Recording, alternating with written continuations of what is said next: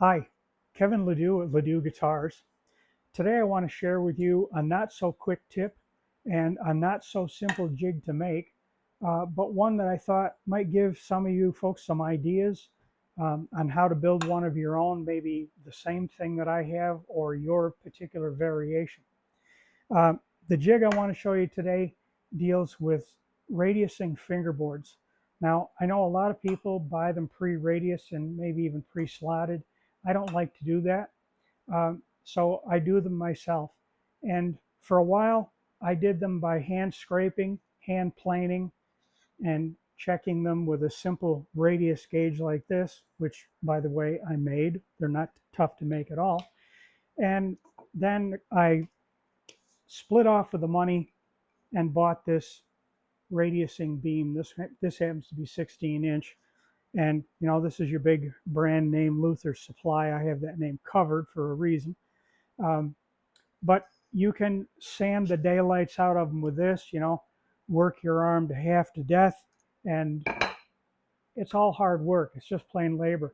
Well, after I did probably 40 or 50 guitars this way, I said, I'd like something a little bit more automated and a little bit more predetermined, something that's going to give me the results that I really want. I think one of the dangers in arching a fingerboard is that if you hand scrape them or hand sand them, you have a tendency to rock one way or the other. Now, you can guard against that, of course, by constantly monitoring your work, but a system like what I have eliminates that problem. And while it's not perfect, it's not going to leave you with a surface that you just go over it with 220 and you're good to go. You do have to refine a little bit with this, but it makes the whole system very, very quick and easy. So I'm going to turn the camera around and show you the jig and show you the equipment that I use to operate it. So here's the jig in total.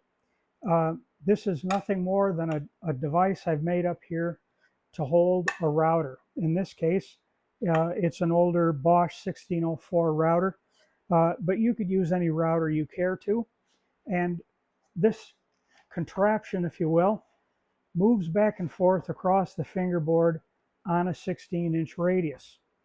And this platen underneath slides back and forth so that we can move the fingerboard in and out and route the entire surface. That's the sum and total of it. I'll get more particular and show you up close some of the features involved in this. The jig is based on this platen, which I've made out of plywood for stability. Happens to be old lumber core plywood that came out of a church. And that forms the base for this whole thing. And then it has this sliding platen, which carries the fingerboard. And I think its total movement in this case is 20 inches or a little more. And as you can see here, this thing is made on a common drawer slide. This happens to be a full extension drawer slide. I don't know, 100-pound capacity or whatever it is. Doesn't really matter, I don't suppose. But it needs to be quite stable. In other words, you want something that doesn't rack back and forth or jump up and down on you. And this seems to be good enough. I would rather have done all of this with linear motion rods and bearings, but that gets really expensive in a hurry and it makes the jig really huge and a little more difficult. The basis of this whole arching system is right here. It's this guide trunnion, I guess you could call it, this trunnion and the one exactly like it here on the opposite side. And these are quite simple to make. I made them with a router. I just set up the router on a center pin so that I could swing a specific arc, bandsaw them out rough, and then finish them off with a router. And it works really well. And then I did, of course, the corresponding trunnions here on the upper side, and also these blocks here. These blocks are nothing but a mechanism to hold the whole system down so that it does not move up and down. And you can see here, there's T-nuts under here, and I've put 1/4 bolts in here and a spring. Oop, can you see the spring? There. So that this whole thing stays down. And its movement, of course, is limited so that it can't go too far or it can't just lift off when you don't want it to. Inside this thing, I have these 4 polycarbonate tabs to keep the whole system from moving back and forth so that it can't drift off. That's really all there is to it. I guess it's not that difficult as long as you find some precise ways to mill your parts and so on. But it's not rocket science, really. You could do this. Anybody can do this. If I can do it, you can do it. So there's most of the particulars.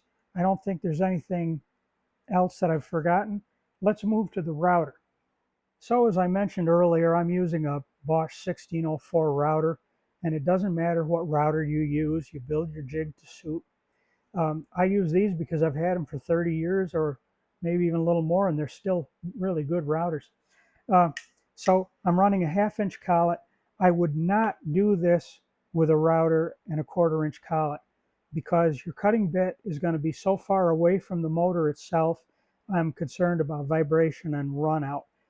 It's, I think, a little bit of a concern with any setup, but with 1/4-inch bits, 1/4-inch shank rather, I don't think you'd have as good a success rate. But here's the more important thing that I discovered, and that's the cutting bit itself. I tried straight bits, and they do the work, but they tear too much. And so I wanted a bit that would clean and scrape on the bottom, as this one will, and I wanted an arch on it of some kind as opposed to a sharp point, so that that point wouldn't tend to tear when it cuts through the material. And that happens to be a dish cutting bit. Now, these things are actually, in their own way, kind of lame, I think. Who's going to cut dishes with a router? But I suppose many people do. The problem is that these dish cutter bits are far too short for my jig. It won't reach down into the jig far enough to even touch the fingerboard blank. So I bought this bit extension. I don't even know the brand name. You can buy these under brand names for very big dollars, I guess. This is an import I got through Amazon. Seems pretty acceptable. I put it up on the lathe. Doesn't measure any run out, so I guess I'm pretty happy with that. But this, when you chuck that into your router, you see it's going to give you a longer reach, and it still gives you plenty of beef. You got plenty of rigidity out here to work with.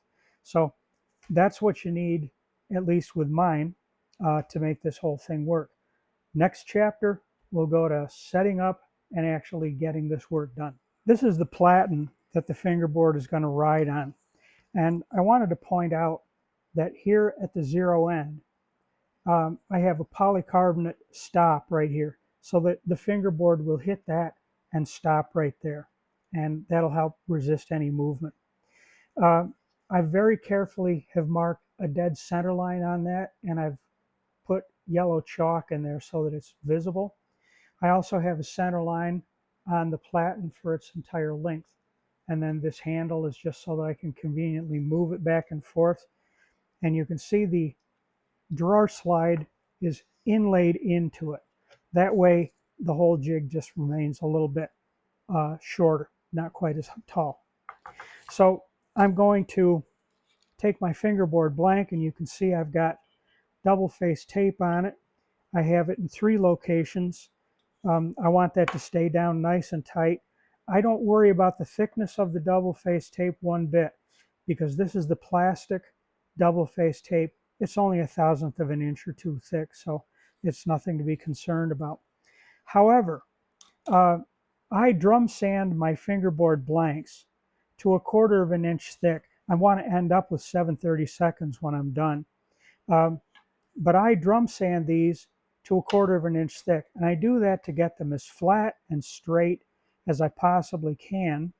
And I straighten an edge, and I rip my fingerboard blank to exactly 2.5 inches wide. It could be narrower, wider, depending on your needs, obviously.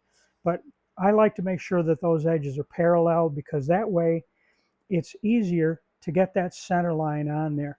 And that's critical. And I want that center line, I don't know if it'll show up on camera here because it's just a graphite line, but I put a center line on the end, on each end, so that I can line this thing up nicely. That lineup is going to be really, really important. So now I've taped the fingerboard down on the platen, and we're ready to move in and out. But at this point, we need to set up where the router actually begins doing its work. So what I'm going to do is, hope you can see this okay. I'm holding with one hand and working with the other. Come on, focus. I'm just going to drop that router bit down the router, and I'm going to do it until it just touches the work. I don't even want it to really interfere too much. Okay, that's going to be my starting position, and I'm going to go from there. And I'll show you a demonstration of what I'm doing. It's noisy, so there won't be any monologue during that point, but I'll try and come back around and sort of re-explain or recap what happened here. So I've machined my way down with this thing, and I can measure right on the center line, and I find myself at just a little bit less than 15/64 of an inch, which is where I want to be because I want to finish at 7/32. So now I'm going to hand sand with my beam the rest of the way down. A couple of quick spoiler alerts. You'll notice that I have out there in the background, I've got a vacuum cleaner hooked to this thing because the swarf and the dust that comes off this is terrible, and it just ruins your shop. And I've even cleaned up around here when I finish, so you don't even see all of the filth that results. But if you can rig up some kind of a way to suck up that dust as you're working, it's just going to make your life and your environment a lot easier to deal with. The other thing is, I mentioned before, I believe, that I do not taper my board first. I rip it to 2.5 inches wide in this particular context, but there is a reason that I don't taper it first. I think you can see right there as we move in, you can see that there is a chip right there, just about dead center in the camera. These things do happen. So by arching the board first and tapering later, I can eliminate any of those kinds of things that happen. It's just I found an order of events that seems to work best for me. If you are really careful with that dish cutter, though, which I probably wasn't as careful as I should be, you would probably eliminate doing that anyway. A couple of design considerations if you're thinking of building something like this. Start with your platen and then this blocking to support your drawer slide or whatever linear motion mechanism you're going to use, because that's going to develop a given height. And then from there, you work on how far above all of that the router wants to be suspended. That's all very important. There's just a little arithmetic involved there, but you know, as you can see, I've got what, probably 1.5 inches and then 1.75 inches by the time I get to the top of the blank, and then the router's got to be suspended above that. So it's just a couple of things you want to be aware of. And as you can see, this thing is hollowed out. See if I can get a better angle on this. The trunnions are cut away there, as you can see, so that this thing all works together.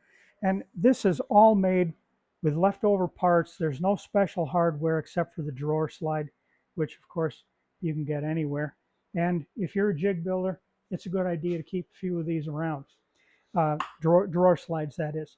Now, one last thing, obviously this thing needs to move far enough. In this case, I think the movement's about 20, 21 inches, maybe 22. But, you know, get yourself at least a 24-inch drawer slide.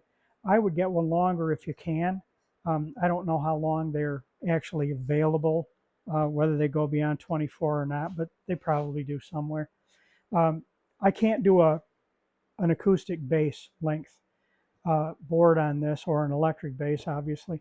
And I wish I could, but those I just have to do by hand and bite the bullet. I've tapered my fingerboard with a fingerboard tapering jig, which is another video that I did quite a while ago. You may have seen that. And as I mentioned, I taper my boards after I radius them, because if I've made any chips or anything on the edge, I can get rid of those. I have this jig, which I made from, really it's just another fingerboard taper jig made out of, in this case, oak. And I put a wooden edge, cherry happens to be, on each side of that. And by locking that in my vise and then sliding the fingerboard into it, the two match perfectly. So now I can take my radiusing beam from that Luther supply place, and I can do whatever refinements I need to do on that. Now, something that I like to do very much is I'll just put a few pencil marks across that, because that gives me a way to gauge if there's any impropriety. I can watch those pencil lines disappear. And this is looking pretty good, so I won't have much finish work to do. So I hope what I've shown you today has been in some way helpful, useful. As you know, I encourage anybody who makes guitars, or who makes anything for that matter, to make as much of your own tooling and your own jigs and fixtures as you possibly can, no matter how simple or complicated they might be. You go as far as you can go with it. You go as far as your equipment allows you to go, and your skills. And in the doing, your skills will get better, and you'll be better with your equipment, and you'll be a better craftsman no matter what you make. So thanks for watching the video. I hope you'll put a like on this, and I'd appreciate it if you'd subscribe to my channel. Just a quick reminder, I don't monetize my videos. I'm not affiliated with anybody. I don't take orders from any suppliers of any kind. I just share these with you because I enjoy making the videos, and it's the old shop teacher in me. Thanks again for watching, and remember, this is Kevin Ledoux, the largest manufacturer of guitars in the entire town of Triangle, New York.